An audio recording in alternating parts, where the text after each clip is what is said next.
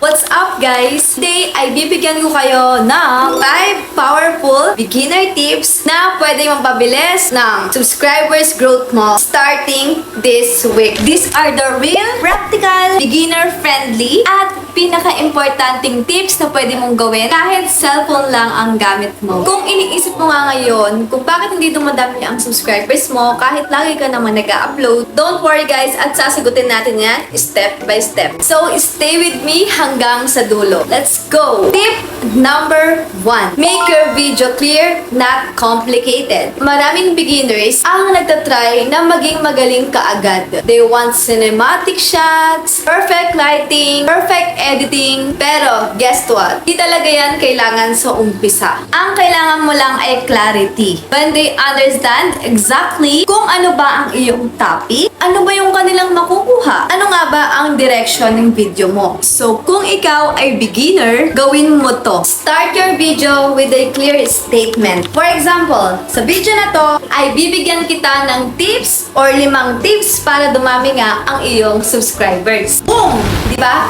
Clear. Alam ng viewers mo kung ano ang purpose ng video mo. Avoid long intros. Like 20 seconds greetings. Wala mo ng story. No random kwento na hindi naman talaga related sa topic mo. Kapag slow ka, aalis ka agad sila sa video mo. Speak like you are guiding a friend. Di naman natin kailangan maging professional. Di din kailangan na perfect grammar. Kailangan lang talaga relatable at direct. Beginners grow fast when their content is clear and valuable. Tip number 2. Fix your 10 seconds. Ito talaga yung pinaka-importante para sa akin. Most viewers decide in 10 seconds kung mananatili nga ba sila or mag-e-exit sa iyong vlog. So, kailangan mahuhook mo na agad sila sa first 10 seconds ng iyong video. Here's how to do it. Start with a promise. After this video, alam mo na exactly kung paano dumami ang subscribers mo kahit beginner ka pa lang. Number 2, remove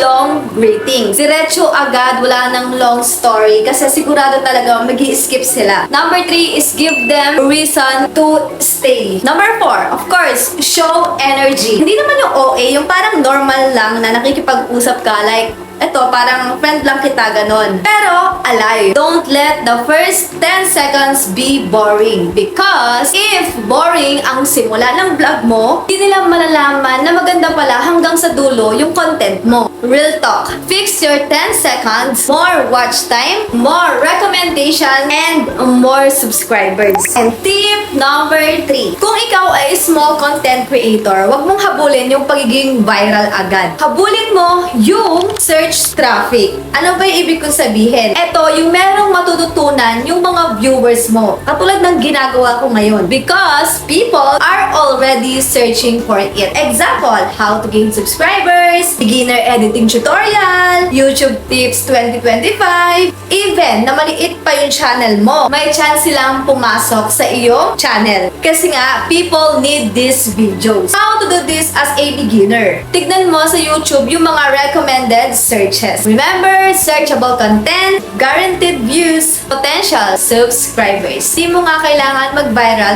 Kailangan mo lang humanap ng tamang tao. Tip number 4. Give value first before asking to subscribe. People subscribe after you help them, not before. Don't ask for subscribe in the first 10 seconds. Alam ko sa inyo, marami nang nakakapanood na bago niyo panoorin ng vlog na to, please hit subscribe. Nakakababa kasi yon ng retention. Mag-provide ka muna ng value sa vlog mo. Turuan mo sila, gawan mo sila ng tutorial, bigay ang solution, then ask for subscribe. Instead of saying, please like and subscribe, say this. If nakatulong sa inyo tong mga beginner, please hit subscribe. Mas malakas, mas totoo, as natural. Value is equal to trust and equal to subscribers. And tip number 5. Be the go-to person for one topic. Ito talaga yung pinaka-importanting tips sa lahat. Actually, ako talaga, nung sa umpisa nangangapa ako.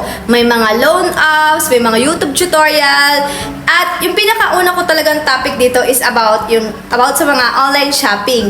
Pero kailangan mo talagang mahanap yung tamang content ng iyong channel o yung tamang niche ng iyong channel. Kung gusto mo talagang dumami ang iyong subscribers, mag-stay ka sa isang topic para magkaroon ka ng mga organic subscribers. Para saan nga ba yung channel mo? YouTube pushes channels that have one clear topic, especially sa mga beginners. So, kailangan mong pumili about cooking ba ito, YouTube tutorial, makeup tutorial, CapCut editing, motivational, or kung ano man yung nilalaman ng heart mo, kung ano ba yung talent mo, kung ano ba yung skills mo. Stick to one main theme. Kapag consistent ka, alam ni YouTube kung saan niya ipopromote yung mismong channel mo. Actually, ito yung pinaka natutunan ko bilang isang small content creator. Mag-stay ka talaga sa isang topic para hindi malito si algorithm kung saan ba nila ipupush yung channel mo. Kasi nga, if walang push, walang magsusubscribe sa'yo. At mas madali ka nga nilang ipa-follow. And that's it, guys. Those are 5 proven beginner-friendly tips help you to gain more subscribers even small pa ang iyong channel. So, quick recap muna tayo. Number 1, clear, not complicated. Second,